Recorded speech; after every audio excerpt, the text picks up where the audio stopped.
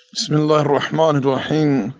الحمد لله تعالى والصلاة والسلام على رسول الله صلى الله عليه وعلى آله وصحبه أجمعين. أما بعد، رسول اللہ صلی اللہ علیہ وسلم نے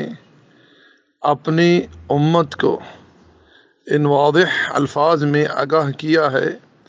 کہ دیوث جنت میں نہیں جا سکے گا۔ صحابہ کرام نے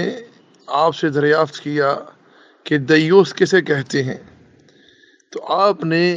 وضاحت کرتے ہوئے ارشاد فرمایا کہ جسے اپنے اہل پر غیرت نہ آئے،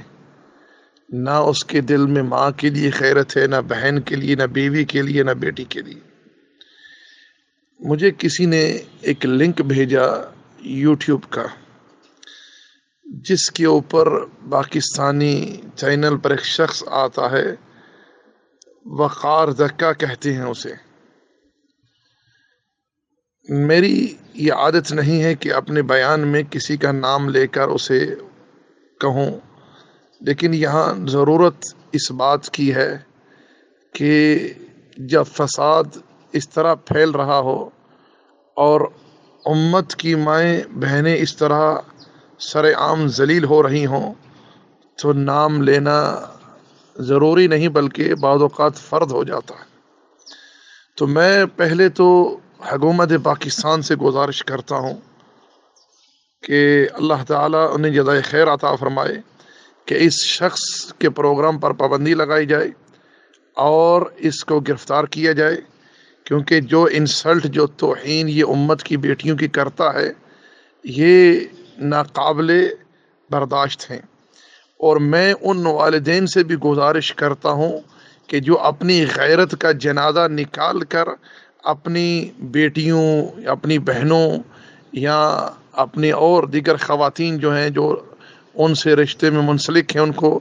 اس قسم کے لوگوں کے شو میں، پروگرام میں بھیجتی ہیں۔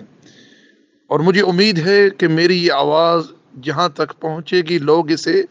آگے مزید پہنچائیں گے،